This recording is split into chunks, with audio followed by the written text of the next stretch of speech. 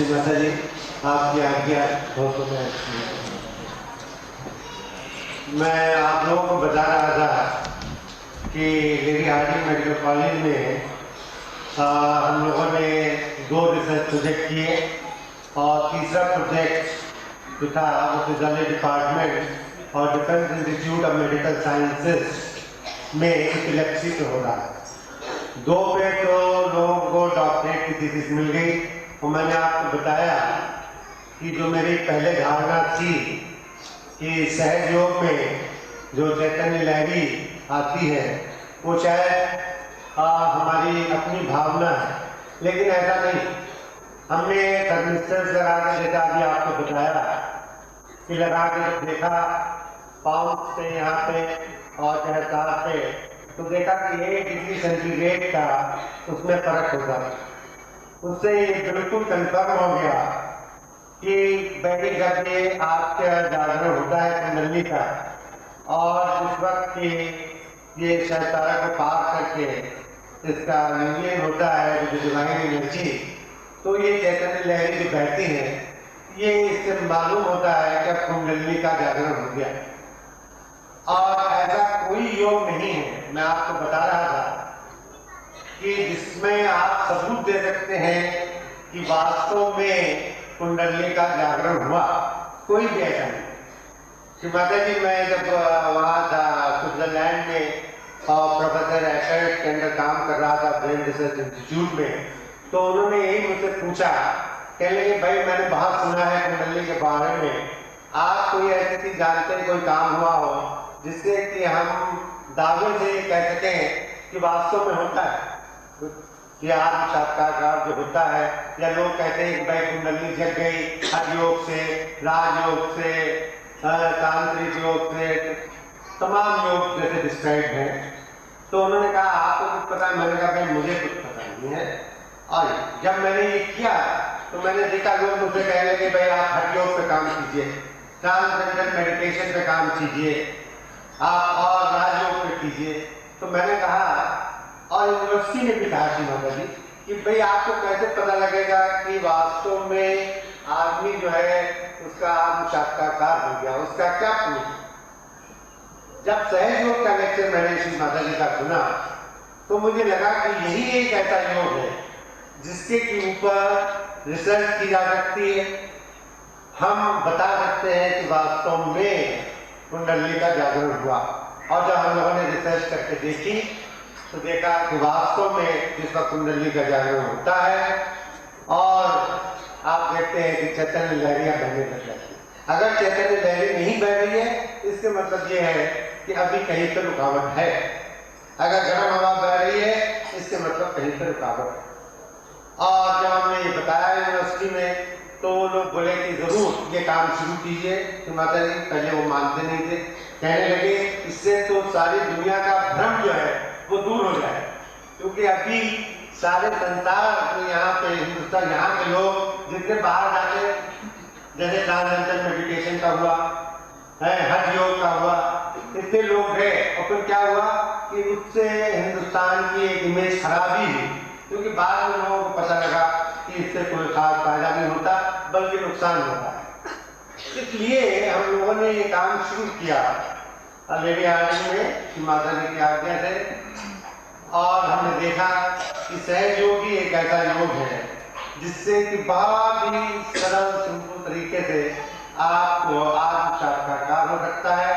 और यही नहीं, उसके होने के बाद जैसे मैंने अभी आपको बताया था कि हमारे ब्लड में चेंजेस हो जाते हैं, हमारे मस्तिष्क में चेंजेस होते हैं, हमारे हृदय में चेंजेस होते हैं, हमारे मसल्स में चेंजेस होते हैं, हमारा हर एक सेंटर जो है उस सेंटर में वो जागृत हो जाता है, एक्टिवेट हो जाता है, और उससे जो फायदे होते हैं वो तो अनेक हैं।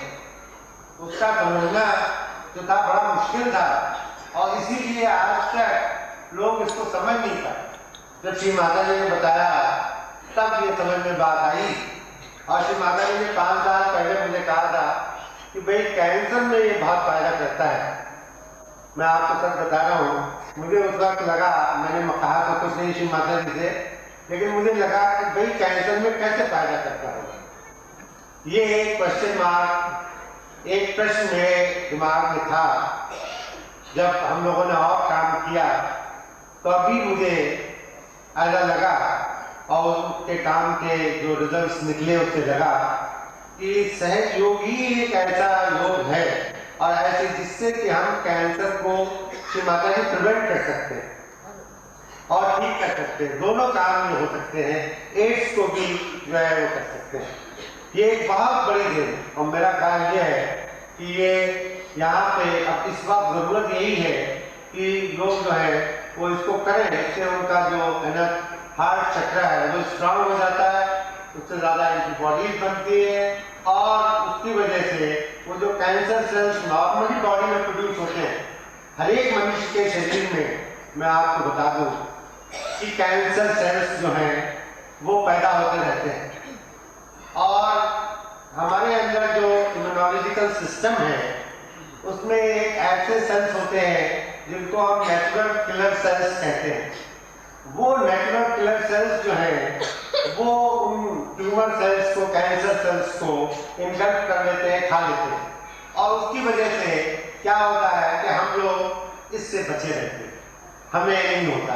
लेकिन जब हमारा ये चक्र दूषित हो जाता है या किसी वजह से खराब हो जाता है, ब्लॉक हो जाता है, तो आप देखिए कि उसका फंक्शन कम हो जाता है और हम लेफ्ट साइड में ज़्यादा चले जाते हैं, वो चक्र खराब हो जाता है और उसके बाद क्या होता है कि जो नेचुरल किलर सेल्स हैं वो बनना बंद करने हो जाते हैं और ये कैंसर सेल्स जो हैं ये भावी हो जाते हैं और उसकी वजह से कैंसर डेवलप हो जाता है। इसलिए मैं अब बहुत गौरव से कहने लगा हूँ और मेरी धारणा है और मैंने श्री माता जी से भी कहा, मैंने कहा कि श्री माता जी ये एक तो बड़ी देन है आपकी विश्व के लिए।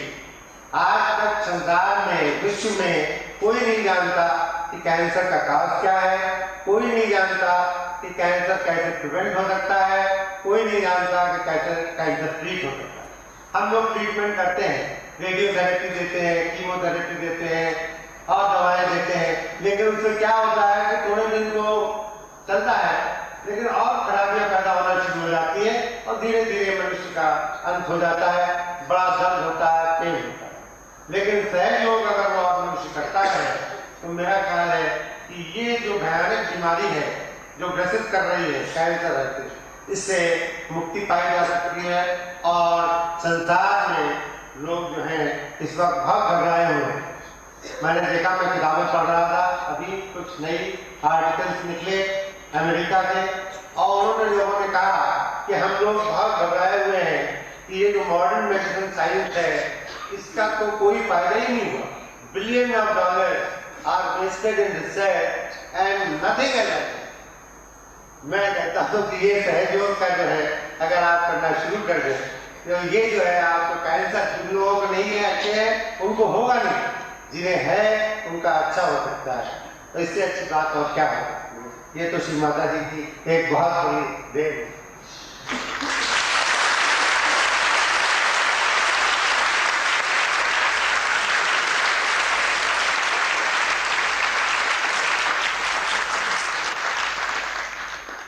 इसी तरह से दूसरी भयानक बीमारी जो आज पूरे संसार को ग्रसित कर रही है वो एड्स की है। 1981 में श्री माता जी there were only 2 cases reported, 2 or 3 cases are reported from New York and I think Los Angeles and other places। वहाँ से 3 केस रिपोर्ट हुए और उसके बाद आप देखते 81 से आज 91 है, मतलब 10 साल में अब लाखों में इसकी तादाद पहुँच गई है, मिलियंस में केसेस एड्स के हो गए हैं। और ये नहीं है कि अफ्रीका में हो या और देशों में, बल्कि अमेरिका, यूरोप, पूरे वर्ल्ड में, हिंदुस्तान में बहुत कम थे लेकिन यहाँ भी इसके बढ़ने लगे हैं। और अब ये WHO को भी और हमारे यहाँ के जितने भी डॉक्टर्स हैं और हेल्थ मिनिस्ट्री है वो इस वक्त बहुत चिंतित हो रही है कि हम लोग क्या करें जिससे कि एड्स से लोगों को बचाया जा सके। कोई ऐसी चीज नहीं, कोई दवा नहीं है, कोई वैक्सीन नहीं है, कोई चीज नहीं। और जो चीज बचा सकती है मेरा ख्याल है वो सहयोग है, क्योंकि इस बीमारी का कारण जो है इसका फैलने का वो होमोसेक्सुअलिटी एंड हेटेरोसेक्सुअलिटी और ड्रग्स से ही फैलती। हमारा सहयोग का जो धर्म है, हमारा सहयोग की जो हाइपोथेसिस है और जिस तरह से हम इसे करते हैं और रहते हैं और चक्र शुद्ध होते हैं, अगर ये करने लगे लोग तो मेरा ख्याल है तो बिल्कुल ही प्रिवेंट हो जाए, इसका तो सवाल ही नहीं रहेगा। और जो भी केसेस हो गए हैं अगर वो भी शुरू करेंगे तो ठीक हो जाएंगे और इससे कितना बड़ा फायदा पूरे संसार का होगा, ये मेरा ऐसा है। और इससे आप देखिए, इसीलिए मैं कहता हूँ कि अब जो है लोगों को चाहिए कि वो इस बात को समझें। अगर अभी भी विधेयक की उन्होंने तो बड़ा मुश्किल है। एड्स की बीमारी ऐसी है कि कोई इलाज नहीं है और मरीज जो है वो घुलता ही जाता है अंदर। और उसका कारण क्या है? कारण ये है कि जिसे हम कहते हैं आप immunity deficiency. Now this deficiency because of antibodies जो है कहाँ प्रोड्यूस होते हैं? आपके रक्त चक्र में प्रोड्यूस होते हैं। और अगर आपका ये रक्त चक्र ब्लॉक रहेगा, इसकी सफाई नहीं होगी, आप लेफ्ट साइड में जाएंगे, ड्रग्स यूज करेंगे, तो फिर ये बीमारी बढ़ती है। इसलिए ये बहुत जरूरी है कि अब समय आ गया है जब हम लोग ये समझ लें कि सहयोग जो है ये एक सत्यता है, ये एक ट्रुथ है, इसलिए साइंटिफिक बेसिस है, कोई ऐसी चीज नहीं है कि जैसे और योग होता है। मैं ये नहीं कि दूसरे योगों की कोई बुराई करना चाहता हूँ, लेकिन ये है कि दूसरे जो योग हैं उनमें ज्यादा लोग जो है वो आसन पे, मुद्राओं पे, क्रियाओं पे उनका जोर रहता है। उससे शरीर में आप तो डेवलप कर सकते हैं, लेकिन ये सब चीजें नहीं। ये तभी हो सकता है जबकि आपका आत्म साक्षात्कार हो जाए, जबकि आपकी कुंडली का जागरण हो जाए, जब आपके अंदर से चैतन्य लहरी बहने लगे, तब आप देखेंगे कि आपके सारे चक्र क्लियर हो जाते हैं। आप बीमार हो ही नहीं सकते। अगर कोई बीमारी है तो वो ऑटोमेटिकली दूर हो जाती है। ये तो मेरा ख्याल है जो सहयोग कर रहे हैं वो सभी मुझसे सहमत होंगे। और ये मेरा कहना है साइंटिफिक बेसिस पे जो मैंने काम किया है, जो मेरे रोटेरियन भाई यहाँ पे बैठे हैं उनसे मैं ये कहूँगा कि इसको आप करके देखिए। हमने अपने रिसर्च में और जो पब्लिकेशंस किए हैं, करीब 15-16 पब्लिकेशंस हैं, और हमने बताया कि अगर आप सिर्फ 15-20 मिनट इसको रोज करें तो आप देखेंगे कि आप कितने हेल्दी हो जाते हैं। आपके अंदर जो दिन भर तनाव रहता है, जितना स्ट्रेस रहता है, जिसकी वजह से आपने एड्रेनलिन की मात्रा बहुत बढ़ जाती है, ब्लड लैक्टिक एसिड बढ़ जाती है, उससे एंजाइटी न्यूरोसिस हो जाती है, तमाम चीजें हो जाती है। इन सब भी एंजाइना हो जाता है। इन सब चीजों से आपको मुक्ति मिल जाएगी। आपको कोई भी ड्रग्स नहीं खानी पड़ेगी। आप शुरू में ड्रग ले सकते हैं, लेकिन आप देखेंगे कि जैसे हमने अपने रिसर्च करके आपको बताया था कि थोड़े दिन बाद वो ड्रग छूट जाती हैं और बिल्कुल ठीक हो जाता है। मुझे अपना खुद एक्सपीरियंस है। मुझे 85 में एंजाइना का अटैक हुआ, पता है।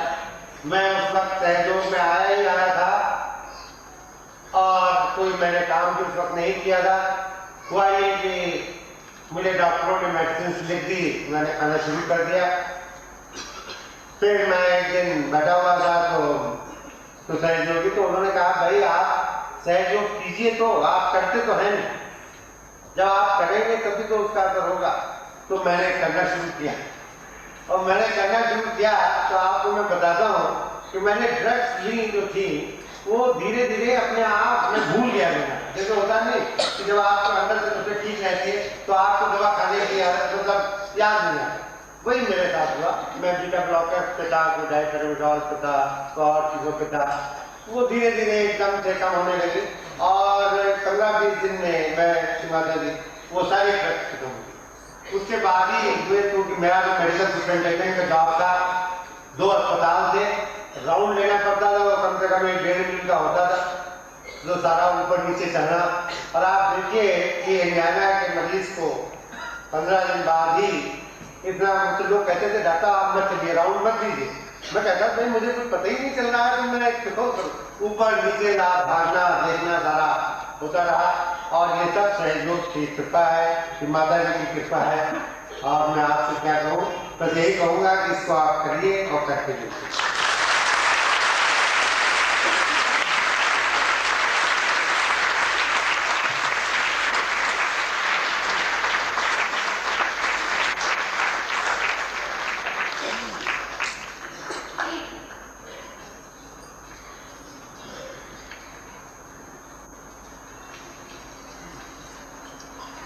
सत्य को खोजने वाले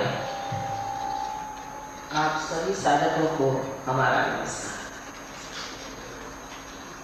यहाँ पर अधिकतर लोग ऐसे ही हैं जिन्होंने सत्य को पा लिया, और जो दूसरे मुमुक्षु यहाँ पर हैं उनके लिए भी कहना है कि सत्य हमारे लिए अंदर है, उसको बाहर खोजने की जरूरत नहीं। काहे रे बन खोज न जाए, सदा निवासी सदा अलेपा टोहे सर्व समान। कहे नानक बिन आपा चीन्हे मिटे न भ्रमति का। उस आपा को चीन्हना चाहिए, और वो आपा क्या है? आजकल के इस साइंटिफिक युग में ऐसी बातें करना लोग पसंद नहीं करते हैं, लेकिन साइंटिफिक युग आज उस कगार पर पहुंचा है जहां से सर्वनाश की सारी प्रवृत्तियां दिखाई दे रही हैं। उस वक्त मनुष्य पीछे मुड़कर देखता है कि आखिर हम जा कहाँ रहे हैं, गलती क्या हो गई? गलती यही हुई है कि हमने अपने को पहचाना नहीं, अपने को जाना नहीं, अपनी शक्तियों को पाया नहीं, हमारे अंदर जो गौरवपूर्ण है उसे हमने अपनाया और बहते चले अपने बुद्धि के बल पर, जो बहुत सी। इसलिए आज आपके सामने मैं एक अनोखी बात कहना चाहता हूँ। वो ये है कि आप ये शरीर, बुद्धि, अहंकार, संस्कार ये नहीं, किंतु आप शुद्ध आत्मा है। जो डॉक्टर साहब ने बात कही वो ठीक ही है, क्योंकि आप डॉक्टर साहब हैं और डॉक्टर साहब ने देखा कि हमने शारीरिक दोष ठीक कर दिए।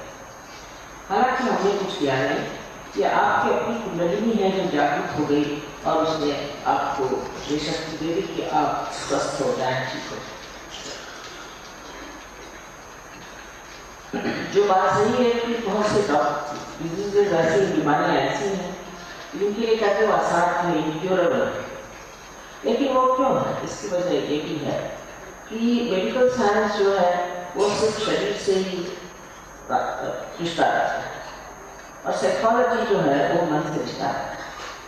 साइकोलॉजी का साइंस अभी तक बहुत कम बड़ा हुआ है, उसको सब चाइल्ड साइंस कहते हैं, और जो शरीर का साइंस है वो भी मेरे विचार से बहुत सीमित ही है। लेकिन मनुष्य सिर्फ शरीर और मन ही नहीं, इससे परे आत्मा भी। अगर सिर्फ शरीर की बीमारी में मतलब तो ठीक है, किसी को चोट लग गई, किसी को शरीर में कोई दुख हो गई, तकलीफ हो गई, लेकिन मन की बीमारी और शरीर की बीमारी जो साइकोसोमैटिक कहते हैं, ऐसा जब इलाज होता है, कॉम्बिनेशन होता है, तब बीमारियां बिल्कुल असाध्य हो जाती हैं। क्योंकि अपने आप जानते हैं कितना स्पेशलाइजेशन है कि एक आंख के लिए अलग डॉक्टर, दूसरे आंख के लिए अलग डॉक्टर। तो इसे कहना चाहिए कि अनेक तरह के मिलान से इस तरह परम्यूटेशंस और कॉम्बिनेशंस होते हैं, उससे जो बीमारियां होती हैं वो असाध्य हो जाती हैं। और इनको ठीक करने का कोई ना कोई सुपर पावर होनी चाहिए जो इन्हें ठीक कर सकते, क्योंकि दोनों तरफ इसका हाथ चल सकता। उसमें मनुष्य की जो अंदर की स्थिति है उसे पहले जान ले। जैसे कि यहाँ चित्र में दिखाया गया है, आप देख रहे हैं कि ये आपके अंदर 7 चक्र है और 7 चक्र जो बने हैं इस तरह से कि लेफ्ट और राइट सिंपैथेटिक नर्वस सिस्टम से बीच की पैरासिम्पैथेटिक नर्वस सिस्टम बने। अब आप जब चाहे तब आप सिंपैथेटिक नर्वस सिस्टम को इस्तेमाल कर सकते हैं। जैसे आप दौड़ रहे हैं, दौड़ते वक्त आप अपने हृदय के जो टोके हैं उनको बढ़ा सकते हैं, लेकिन अपने आप नहीं पैरासिम्पैथेटिक नर्वस सिस्टम काम करता है। अब अगर किसी तरह से हम लोग पैरासिम्पैथेटिक पर अपना आधिपत्य कर रहे हैं, उसको जीत लें, तो हम दोनों चीज को संभाल सकते हैं। अब जो कुंडली है वो त्रिकोणाकार अवस्था में नीचे बैठी हुई है, और इसके लिए मैं यही कहूँगी कि इसे एक धारणा की तरह से आप समझें, और जब आप सेंटर में आएंगे अपनी कुंडली जगा लेंगे तब आपको विश्वास होगा कि मैं जो बात कह रही हूँ वो सही है। इस कुंडली के जागरण से देखिए कि इसका जो 7वां चक्र या पहला चक्र है जिसे कि मूलाधार कहते हैं, वो नीचे तो कुंडली ऊपर में है, और कुंडली सिर्फ 6 चक्र में रह जाती है, 6 चक्रों को भेद करती है। इस समय चक्रों में जाती है जब इसके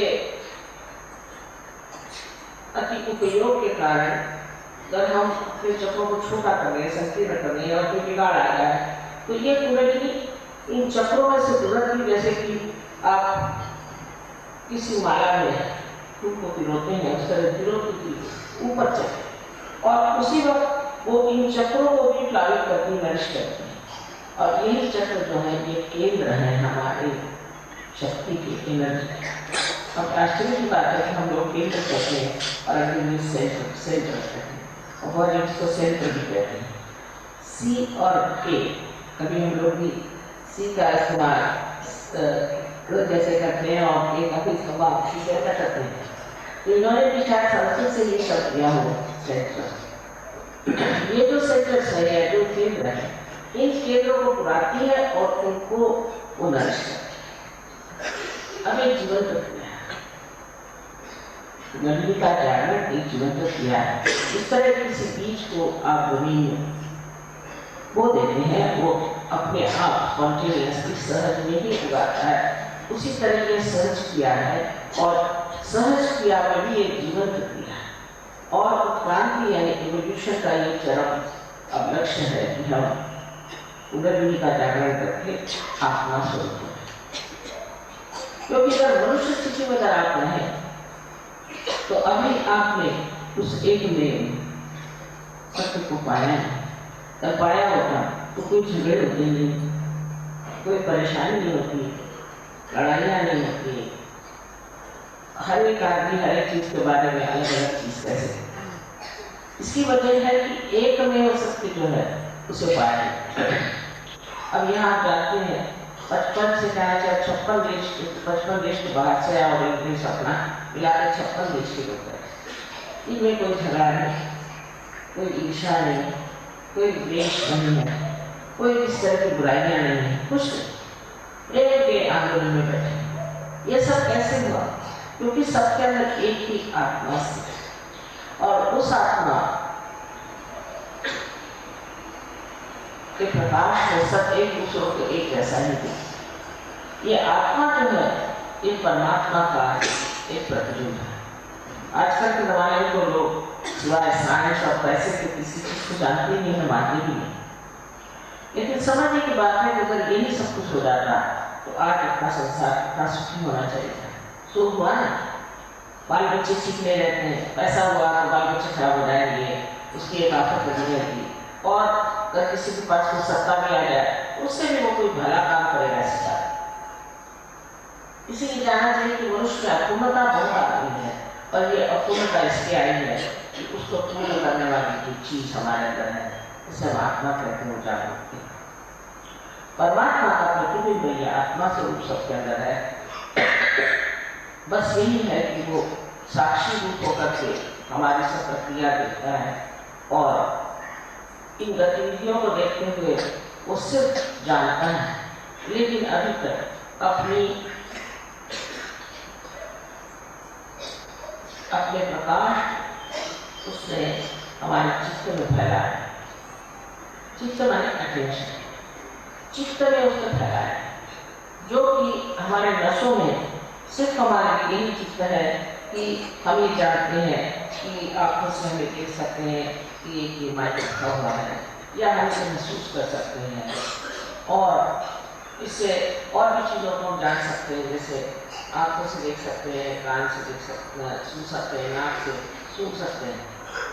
किंतु चारों तरफ फैली हुई एक विशिष्ट शक्ति सर्वव्यापी है। इसको चैतन्य कहते हैं, इसको रूप कहते हैं। ये जो जितने भी कार्य जो कितने सुंदर फूल हैं, एक छोटे से बीज से या पौधे से कितने सुंदर फूल निकल आए, ये कैसे आए हम सोचते भी नहीं, कि आँख कैसी बने इसे हम सोचते भी नहीं, वो सोचते नहीं, हम सोचते बस हम चीज का इंसान बन गए तो बहुत। लेकिन ये बने कैसे करें, इधर आप ध्यान दें, अगर आप गंभीरतापूर्वक सोचें तो ये किसी न किसी वजह से बने, और ये वजह ये है अब मनुष्य चेतना से ऊपर एक चेतना जो आत्मा की चेतना है उसे हमें प्राप्त है, और वो जब चेतना हमारे शरीर को चेतित करती है तो हमारे अटेंशन में, हमारे चित्त में उसका प्रकाश आ जाता है, और हम नस नस में उसको महसूस करते हैं। तब हम जान सकते हैं कि चारों तरफ फैली हुई चैतन्य सृष्टि है, ऐसी ठंडी ठंडी हवा आपके आने जाती है, और सबके चारों बात से भी आप देखते हैं कि कुंडली में जब ब्रह्मांड को यानी ताली को छेड़ती है, तब हम जानते हैं कि ठंडी ठंडी से हवा है। इससे हमारे अंदर सबसे पहले तो संतुलन आया। संतुलन आने के बाद हमारे जो विचार हर समय हमारे खोपड़ी में घुसे रहते हैं वो ठंडे होते हैं। ये विचार भी हमको आते कहाँ से हैं, तो भविष्य से और भूतकाल से।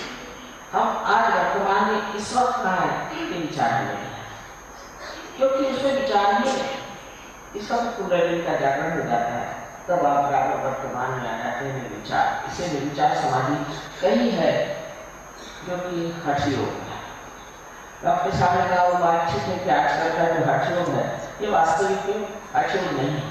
पातंजलि के हठ योग का पढ़े तो उन्होंने कहा है कि विचार समाधि और विकल्प समाधि पाना ही इस योग का लक्ष्य है। किंतु लक्ष्य तो हम लोग सिर्फ ये कि कुछ एक्सरसाइज करें, कुछ ये करें, ये तो बहुत ही छोटी सी चीज़ है इस अष्टांग योग की, कि आप भी एक्सरसाइज करें।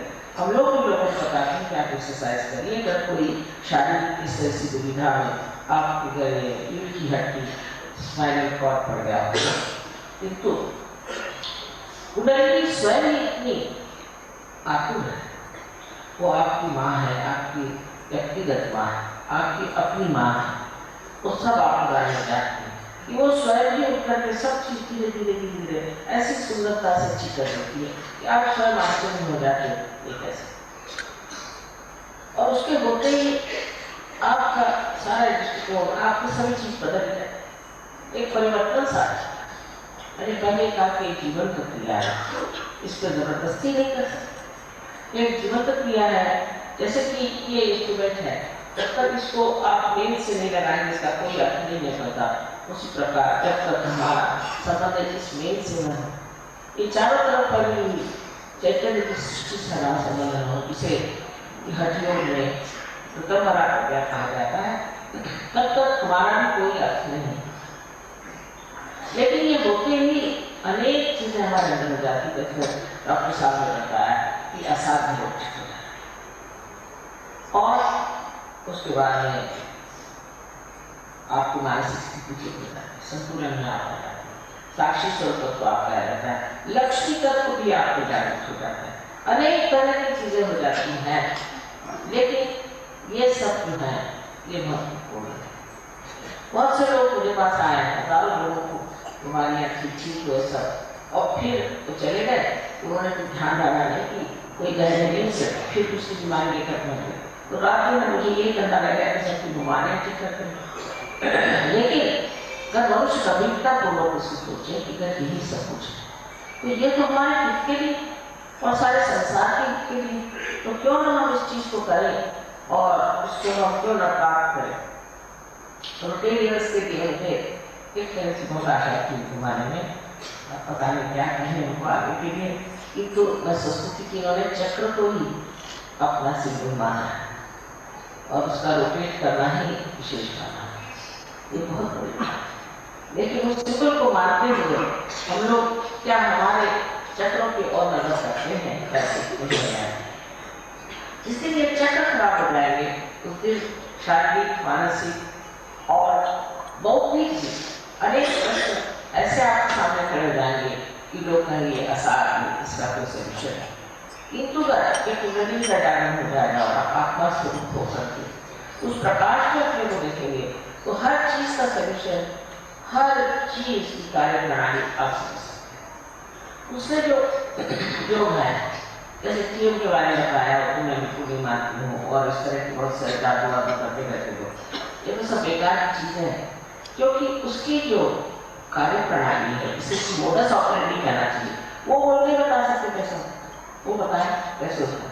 पर यहाँ तो हम सब बता सकते हैं कि कुंडलिनी का जागरण कैसा होता है, कौन सा चक्र है और उसका प्रमाण, उसका सबका प्रमाण। आप आश्चर्य करेंगे इतना ये प्रमाण युक्त है कि इससे ज्यादा साइंस में आपको प्रमाण नहीं मिल सकता। एकदम सुखाना चाहिए कि परफेक्ट इसका आप उदाहरण दे सकते। हमारे यहाँ अभी 3 डॉक्टर में से इनकी प्राप्त करी है और भी डॉक्टर्स करेंगे इसको पर क्या आप लोग इस चीज को विशेष रूप से समझने की कोशिश करें तो सिर्फ इतना ही करना है कि आप हमारे सेंटर्स पर आए, क्योंकि हम लोग पैसा नहीं देते। इसका पैसा क्या देंगे, आप कितना पैसा देंगे? सब लोग पूछते हैं माँ कितना पैसा है, अरे कितना पैसा देंगे? इस जमीन अपनी भूमि में हम लोग इतना उसको बेचारे को सताते हैं, उसमें से इतना अन्न उपजता है, इतनी सृष्टि बनती है, उसे कितना पैसा देते हैं? वो तो पैसा समझते नहीं। इसी प्रकार सहयोग में पैसे से कोई समझ नहीं, ये बिना मूल्य चीजों की। और बहुत से लोगों ने मुझसे कहा कि अगर आप बिना मूल्य काम करेंगे तो इसकी कोई महत्ता नहीं समझेगा। मैं न समझने दो, किसी को जबरदस्ती थोड़ी कर, इसका कोई मूल्य आप बताओ कितना दोगे तो फिर मैं मूल्य भी लगाऊं, लेकिन इसका मूल्य है अमूल्य चीज का मूल्य नहीं। और ये सारी शक्ति प्रेम की शक्ति, प्यार की शक्ति का कोई मूल्य नहीं है। इसलिए ये प्यार किसी में लिपटता नहीं, ये सबको जो शक्ति है देना, जहाँ जाए जिसको जैसे मिले उसको देता है और फिर अपनी जगह से। ऐसे इस प्यार का कोई मूल्य नहीं है और कोई अगर परमात्मा के नाम पे मूल्य लेता है ये सोच लेना चाहिए कि बड़ा है। इसलिए मैं बात ये कही कि हमारे क्योंकि बहुत अच्छे यहाँ से जो भी लोग हैं जिन्होंने अपनी जगह बना ली है, कहीं स्कूलों में कहीं भी ये प्रोग्राम, वहाँ नम्रतापूर्वक आपको जाना चाहिए। ये नहीं होना चाहिए कि आप सोचना बहुत बड़े आदमी हैं, बड़े पैसे वाले हैं, वहाँ पे सबके साथ बैठ करके आपको वहाँ पर ध्यान करना चाहिए और कुंडलिनी का ध्यान रखना है। और मैं बीमारी ठीक करने के लिए उससे बचने के लिए किंतु आत्मा को प्राप्त करने के लिए, क्योंकि ये आपका धरोहर है, ये आपका हेरिटेज है, आपके देश का हेरिटेज। आज अपने बाहर के लोग इतने मानते हैं, इतना हिंदुस्तान में नहीं है। पता नहीं क्यों यहाँ के लोग ऐसे ठस होता है कि या तो पैसे के पीछे भाग रहे हैं, सत्ता के पीछे भाग रहे हैं, और या तो गुरुओं के पीछे भाग रहे हैं, या नहीं इसको किसी सरोकार के पास सच्चाई के पीछे भागने वाले जो लोग हैं, सच्चाई के पीछे तो वाकई सच्चाई को चाहते हैं, इससे अपना भी हित करेंगे और दूसरों का भी, ऐसे लोग भी सहयोग में आ सकते हैं। लेकिन इनको झूठी चीजें चाहिए, उसके लिए सहयोग में कोई भी चीज उपलब्ध नहीं, कोई चीज आपको मिल नहीं सकती। अब मैं साफ साफ पता देना चाहती हूँ कि जिसको सहयोग में आना है वो यही मन में ठान ले कि मुझे अपना जीवन, अपने घर गृहस्थी का जीवन और इतना ही नहीं इस शहर का, इस देश का, सारे विश्व का जीवन सुधारने की योजना है। इसका सहयोग का उपयोग एग्रीकल्चर में बहुत होता है, जानवरों में होता है, हर एक पर होता है। बहुत इस पर हम लोगों ने एक प्रयोग किए हुए हैं, यहाँ साइंटिस्ट बैठे हैं, इन्होंने प्रयोग किए। लेकिन ये सारी बातें दिमाग में घुसना आजकल के लोगों के लिए जरा मुश्किल हो जाती है, इसलिए मैंने सोचा कि पहले अगर थोड़ी सी भी जागृति हो जाए तो उस अंग से एक प्रकाश में वो जरूर सत्य को देखेंगे और अपने को ठीक कर देखना पड़ेगा। एक से एक इसके चमत्कार हुए हैं, बहुत से लोग जो गाना नहीं गाते थे बड़े आर्टिस्ट हो गए, बड़े बड़े आर्टिस्ट का नाम हो गया है, बहुत बड़े जो पेंट कराने जाते पेंट करने लगे, जो कभी भाषण देना नहीं जाते थे ओरेटर्स हो गए। ऐसे अनेक जगह अनेक अनेक चमत्कार हुए। और सबसे बड़ा इसका चमत्कार ये है कि आप शांतिपूर्ण हो जाते हैं, आपके सर की जो परेशानियाँ दूर हो जाती हैं, ऊपर की जो खुशियाँ हैं वो बैठ जाती हैं और आप तो शांति में जीवन में आ जाते हैं। और उस शांति में जीवन में आकर के आप एक आनंद के सागर। इसकी अनेक बातें आपको बताने की है कि क्या क्या हो सकता है, किंतु आज समय इतना नहीं कि मैं आपको सारी बात बताऊँ। वास्तविक मुझे पता नहीं था कि आज का प्रोग्राम बिल्कुल बनाया हुआ है, जो भी लोग इतने थोड़े समय में भी काफ़ी बातचीत हो चुकी। इसमें जो सबसे बड़ी बात है वो जानना चाहिए कि ये हम किस तरह से जानते हैं कि दूसरे आदमी को क्या परेशानी है। और जिस वक्त जागृति होती तब हमारे 5 चक्र 1 2 3 4 5 और 6 और 7 चक्र और इसी प्रकार अध्ययन में ये सारे जागरूक हो जाते हैं। इतना तो मेडिकल साइंस कहती है कि सिंथेटिक नर्वस सिस्टम के ज्ञान हो रहा है कि किस सारे में जाए, क्योंकि ये जागरूक हो जाने से हमें पता होता है कि ये मानसिक स्थिति को बताता है और ये शारीरिक और बौद्धिक स्थिति को बताता है। उसके बाद जब आप किसी के भी और हाथ करें तो आप जान सकते हैं कि कौन सी चक्कर है, उस पर इशारे आते हैं। मान लीजिए कि आपको कहीं गर्मी लगेगी, कहीं आपको ऐसा लगेगा कि चुनचुना रहा है, कहीं लगेगा फ्रीजिंग है, बहुत छोटे बच्चों को तक करना होता है। और उसके बाद आप तो इतना जानते हैं कि किस तरह से ये तकलीफें दूर हटाया जाए तो आप आसानी से। दूसरा ये है कि आत्मा का जो प्रकाश हमारे चित्र में आ जाता है उससे हम कलेक्टिवली कॉन्शियस होते हैं। माने ये कि दूसरों के बारे में हम जान सकते हैं, इसको क्या सामूहिक चेतना है। दूसरा कोई नहीं जाता, सबको अपने हाथ में महसूस कर सकते हैं, अपने को भी महसूस कर सकते हैं। अगर किसी को बीमारी शुरू भी होगी तो उसको पता हो जाता है और बता सकता है कि मुझे क्या पता। दूसरी चीज यह है कि इस चित्र को आप जहाँ भी लगाएं वो चित्र जो है खुद ही डायरेक्ट जब आदमी जब ऊंची दशा पहुंच जाता है तो उसका एक कटाक्ष भी काफी, एक कटाक्ष से भी वो कुंडली का जागरण कर सकता है, क्योंकि आपके अंदर शक्ति आ जाती है कि आप कुंडली का जागरण खुद कर सकते हैं, खुद आप दूसरों की कुंडली अपने हाथ से उठा सकते हैं, कि आपके अंदर शक्ति आ जाती है। और फिर आप बात जब तक विद्या पुष्ट करते हैं, आप ऐसा नहीं करते कि मैं कर रहा हूँ, आप कहीं चढ़ती नहीं है, उठती नहीं है, विद्या पुष्ट आपका अहंकार जो है ढक जाता है, पूरी तरह से वो रह जाता है, बचता ही नहीं। और उसी तरह से अपने कुसंस्कार भी इस प्रकाश में है। माना कि इस प्रकाश को आप सबको देखते हैं, लेकिन कोई आदमी अंधेरे में खड़ा सांप को पकड़ता है, यही एक मेरे पास में डोर, आपने मेरे को सांप है नहीं तो डोर तो पाने नहीं, क्योंकि जैसे थोड़ा प्रकाश आ जाएगा अपने आप को जुड़ा।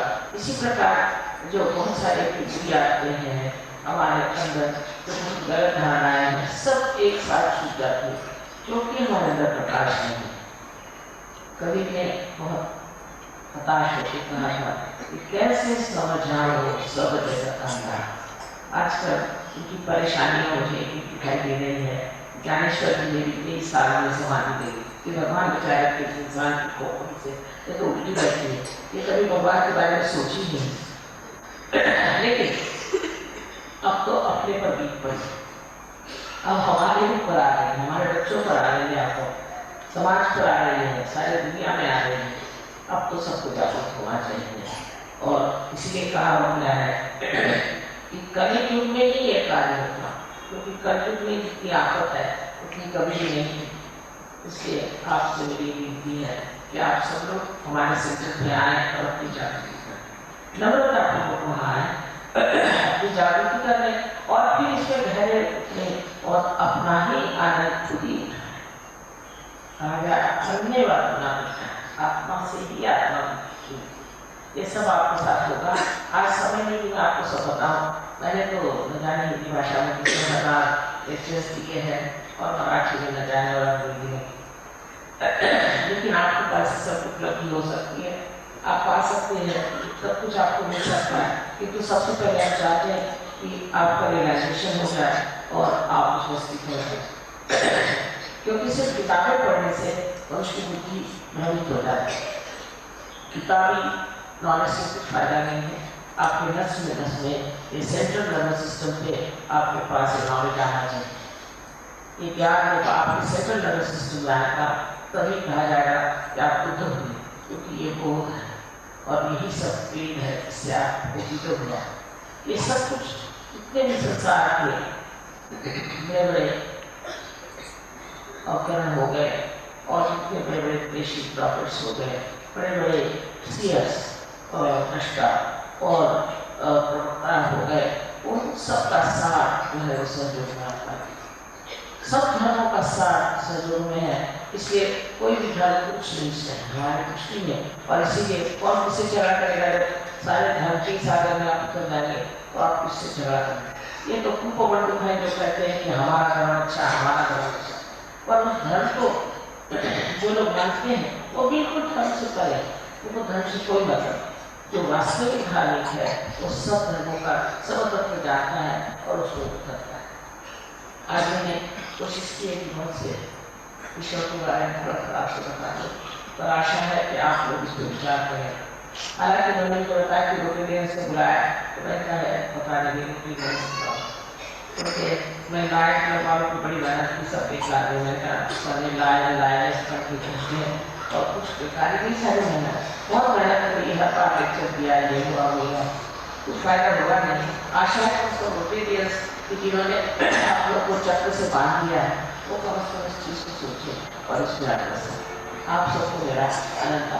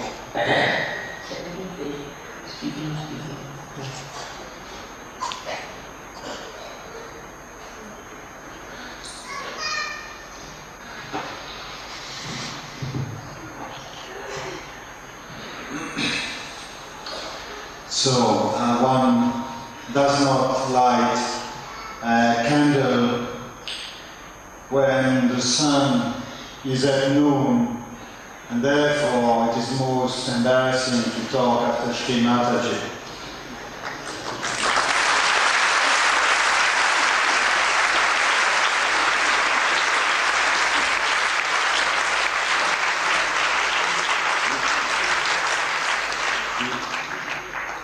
Besides, Shri Mataji is our Guru, and it is in itself very embarrassing to talk before one's Guru. I wanted to say that all the Sahajayogis from the whole world are very gratified to be here in Kolhapur. First of all, I have to apologize for not speaking to you in Hindi. Maybe in the next life, not now. Somehow we have been visiting Saptashringi, we have been visiting Tulsapur, Bhavani, we have been visiting Dhulia, other places of Maharashtra, but we keep coming back in Kolhapur because Shri Mataji says this is the seat of the power of evolution which in the Sahaja Yoga Shastra revealed by Shri Mataji is guided by the deity of Sri Mahalakshmi. And we live at a very momentous time of history because the world is in a very big mess. I often feel that people in India do not know to what extent the Western society has been effectively affected and is being destroyed by materialism, which is unchecked. And now that Marxism seems to have been defeated, you have basically only the law of profit and the rule of money, which seems to be left, with the exception of two countries which are not insignificant because these two countries represent 40% of the population of the globe. And this is why it is so auspicious, Sri Mataji, that China and India, who are the oldest civilization in this planet, have come together and are hopefully developing a new relationship of friendship. Because India and China are those countries which have values which are not completely covered by sheer materialism. However, all this preaching will not help anybody because one cannot ask anybody else to turn away from materialism if something more exciting, something more fulfilling, something more enjoyable is not offered as an alternative. And this is where I feel Sri Mataji's message is unique as a spiritual leader, because she does not tell us, give up materialism because materialism is bad. She tells us, go beyond materialism because the fruits which are to be enjoyed beyond materialism are much more enjoyable. And this is what self-realization is about. It is the space between the sacrum bone and the top of the head, which is the itinerary of our transformation.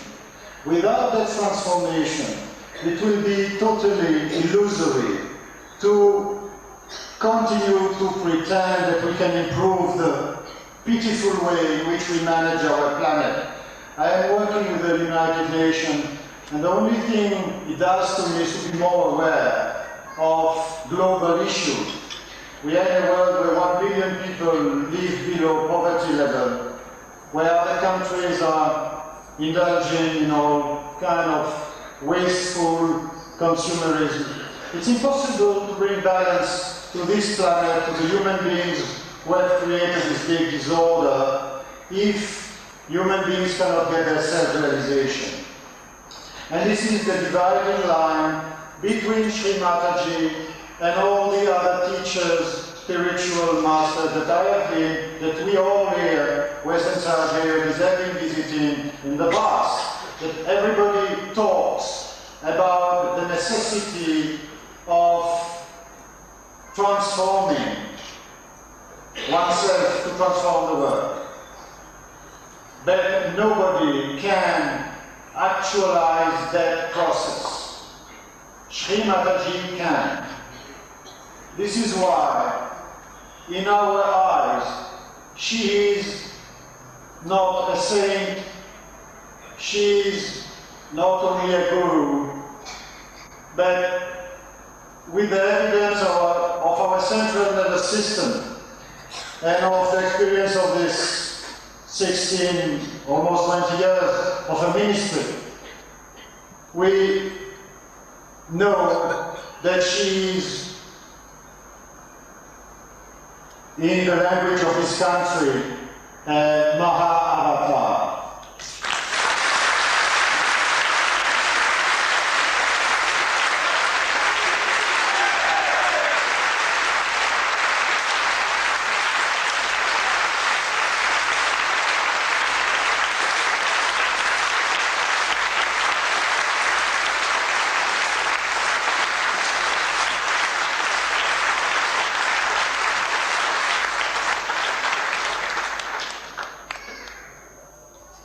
You see, Christ was not recognized by anybody. As you know, Sri Krishna was recognized by only a few people. If the people of Ayodhya would have recognized Sri Rama, how could have they gossiped about the fact that Sri Rama had been abused in Lanka?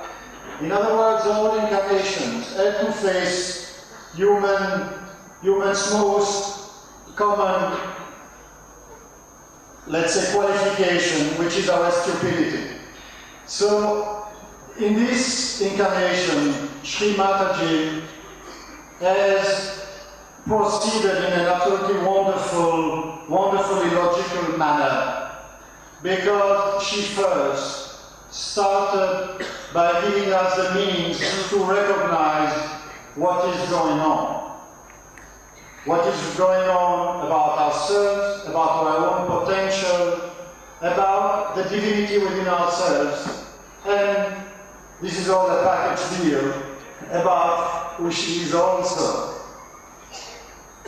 Now, we are very keen that Sahaja Yoga should spread very strongly in India, because we need India to assume that position which in a sense is its birthright. It is to show the rest of the world how the power of spirituality, which is the power of love blessed by innocence, blessed by Sri Ganesha, how this power can transform our societies.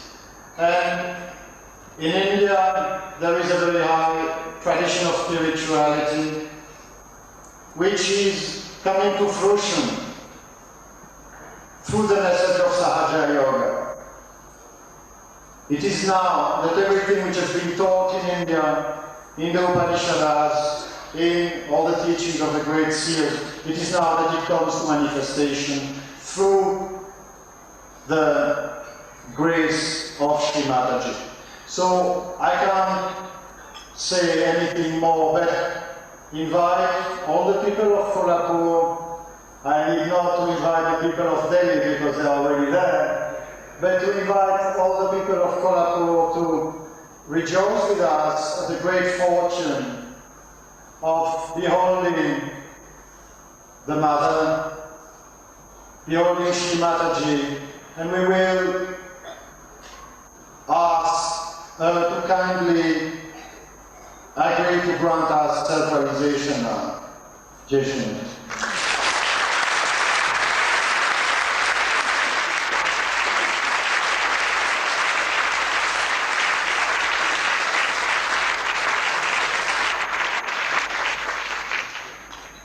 I already told you that most of you are realizations here. And you should come to the center to get your self-realization. Is much better. Because then you will realize how the people who are doing self-realization are so equipped. I hope you all will understand this. May God bless you.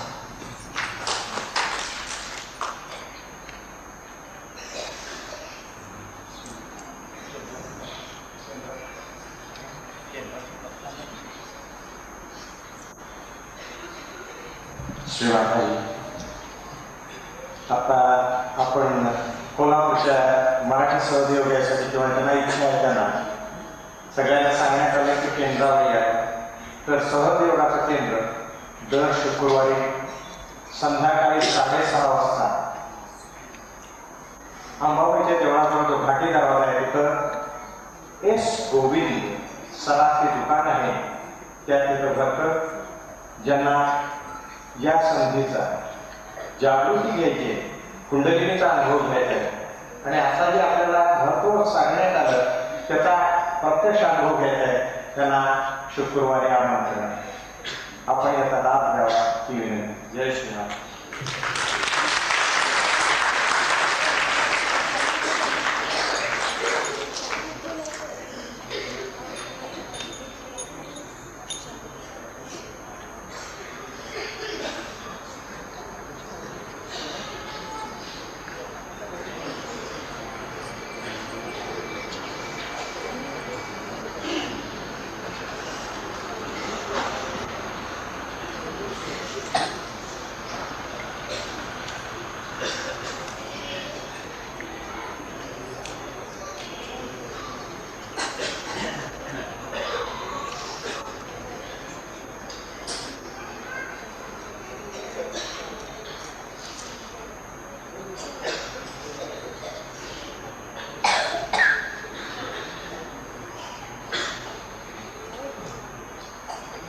प्रश्न आहे की मानवी देहामध्ये आदिमाया शक्तीचा संचार झाला होता का? अरे उत्तर आहे होते म्हणजे सक्षेप होते.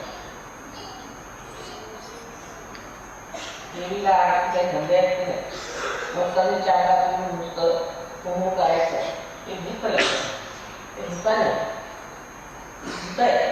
त्याच्या जवळ जाऊ नये. आता बाहेर समजत नाही की देवळात भूत कशा ही साक्षात महालक्ष्मी तुमची स्वयंभू आहे. तिला तेवढं चैतन्य वाटत आहे. तिच्यासमोर असे खाण्याचे प्रकार करायचे काय सांगणार कोणी ऐकणार आहे का माझा? मुंबईला महालक्ष्मीचं मंदिर आहे. महालक्ष्मी महासरस्वती आहे महाराज आणि त्याची आज 35 माझ्याकडे आल्यानंतर देवीचं कार्य करतात. तर कृपा करून मी त्याला समजावून सांगणार की काय तुम्हाला समजावून सांगणार की आधी हे बंद करा. मुळीच त्याच्या मार्गाला जाऊ नये आणि ह्याने नुसतेच कॅन्सरचा रोग जाऊ शकतो मुळीच जाऊ काय फक्त तुम्हाला सहयोगात आल्यावर कळेल की कुठून येतं भूत कुठं येतात ते काय होतं कलेक्टिव्ह कॉन्शियसनेस काय सायंटिफिकली तुम्हाला कळेल सांगतो मुळीच त्यांच्या जवळ जाऊ. तुमच्या राहण्याच्या काळापासून साधक करून गेले तर त्याचा वरील अधिकारी किंवा यातून वैशिष्ट्य अधिकारी कोणी नाही ही चैतन्य सृष्टी असतात परमेश्वरात असतात.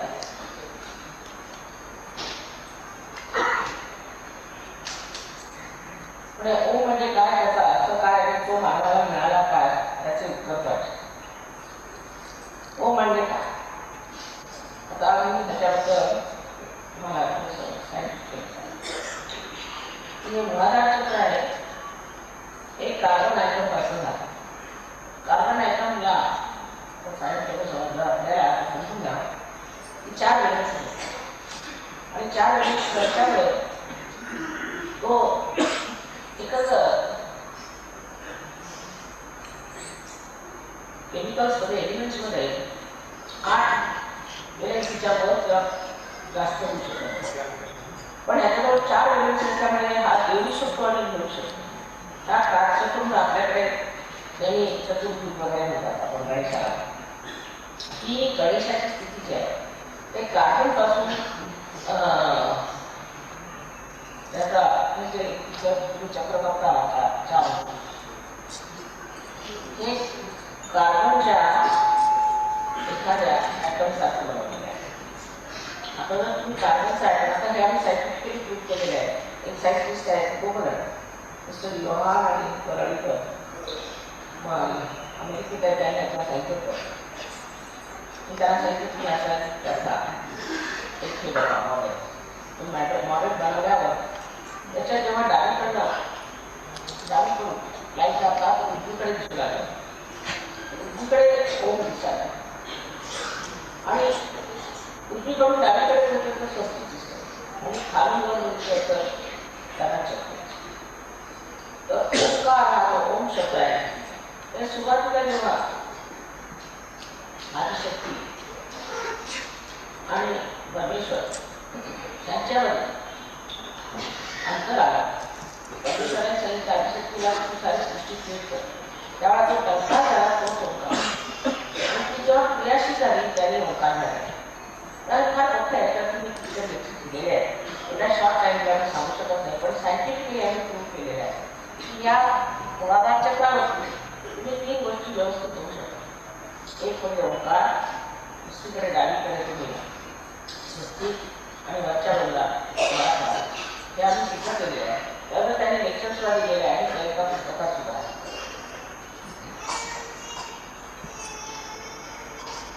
तसं ओंकार म्हणजे शक्ती शक्त आहे मातृका महालक्ष्मीची शक्ती आहे. अशा रीतीने 3 शक्ती आहे माता आणि महालक्ष्मी महासरस्वती त्या 3 शक्ती त्यांनी सांगितलं तर आयसीयू पण बोलली होती. तर पहिलं त्यांनी सांगितलं की कम्फर्ट म्हणजे महाकालीची कम्फर्ट त्यांनी लोकांना वाटतं पद्धती झाल्या होत्या कम्फर्ट होती. तो त्यांनी सांगितलं की काउन्सिलर यांनी समजावून सांगतील प्रमाण किती बुद्धीला देत असेल अशा लॉजिकल तर्क वगैरे. आणि दुसरं त्यांनी सांगितलं आहे की विधिमत म्हणजे ती महालक्ष्मीची म्हणजे त्यांनी एवढं म्हणजे त्यांनी पुढे जास्त दिला आहे. आता यांनी सांगितलं की त्या लोकांना ते सांगितलं त्या तुम्हाला सांगावं तुम्ही नाही की महालक्ष्मी जी आहे त्या शक्तीने मध्य भागातील 1200 ठिकाणी सिस्टीम त्यांनी बनलेली आहे त्याच मार्गाने बनलेली आहे. म्हणून जर प्रश्न विचारला लोकांना की तुम्ही महालक्ष्मीच्या जवळात बसून उदय काम करा हे विषय कुंडली म्हणजे महालक्ष्मीच्या जवळ तुम्ही आंबेचं नाव का घेता उदय आहे. असं म्हणजे दोघा लिहिलेला आहे नामदेवानी इतक्या वर्षांपासून तुम्ही जाता की दोघवा मागेला आईसा दोघवा मागेला तो दोघवा म्हणजे हा दोन म्हणजे आईला आणि योगवा मान पण त्या देवळात बसून महालक्ष्मीच्या जवळात तुम्ही उदय का म्हणता असा प्रश्न विचारला पाहिजे. या काळामध्ये कोणाला समजून सांगणं म्हणजे डोकं फोडे ते लोक काढायचे त्याची पद्धत आता नामदेव गोरा कुंभाराकडे गेली. गोरा कुंभार त्याला काही नाही शिकली ते कुंभार ते आपले माती फिरवून बसले आणि जाऊन त्याला बसला बघून अगदी आश्चर्यचकित कमी म्हणतात काय की निर्गुणाच्या भेटी आलो सगुणाशी निर्गुणाच्या भेटी आलो सगुणाशी हे साधारण माणसाचं म्हणणं आहे. आपण तर एक दुसरा पाहिला मुलाला समजतो एवढी मोठी गोष्ट फक्त संत आहे पण संतांची भाषा करण्यासाठी तुम्ही संत व्हायला पाहिजे. हे सूक्ष्म कराशिवाय तुम्हाला संतांच्या भाषा शिकणार तेव्हा माझं एवढंच म्हणणं आहे की तुम्ही आधी ते आपलं आत्मदर्शन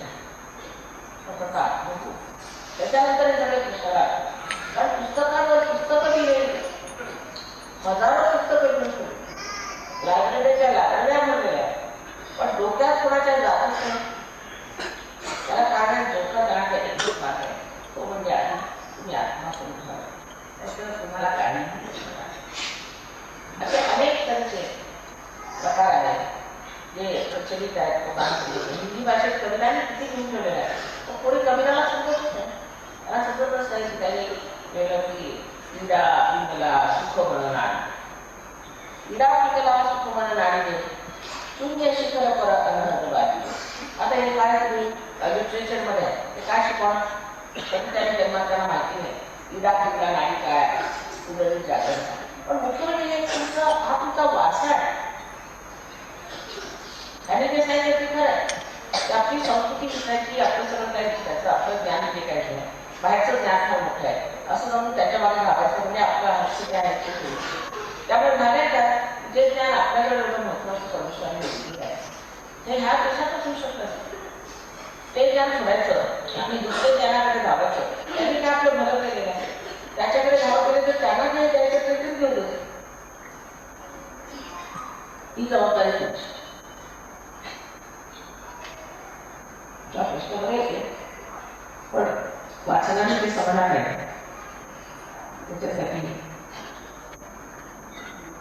खोला पदार्थ पाहिजे हे सूक्ष्म ज्ञान आहे. आम्ही जर एखाद्या झाडाला काही आकार असला तर बाहेर मला लावून चालत नाही त्याच्या मुळात उतरायला पाहिजे तसं मुळात ज्ञान तुमची मुळं कुठे आहे त्याचं ज्ञान ते नम्रपणाने आणि शिकून घ्या फार मोठं ज्ञान आहे त्याचं ज्ञान सर्व जगात घेऊन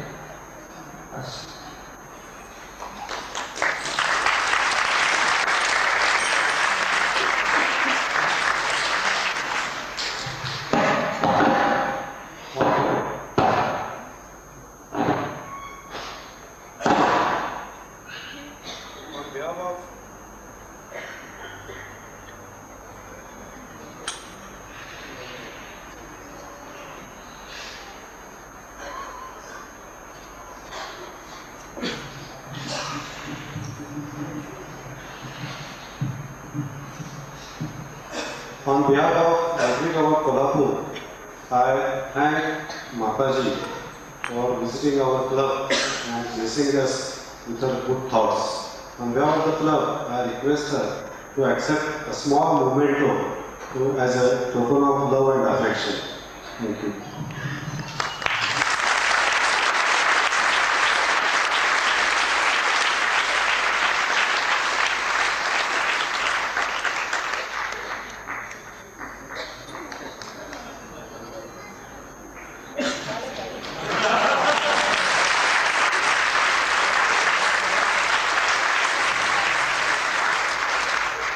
It's a statue of Mirabai, special statue of Mirabai, made at Kolhapur, Ganesha's. Very nice statue. Just to remember us for this gift. Thank you very much.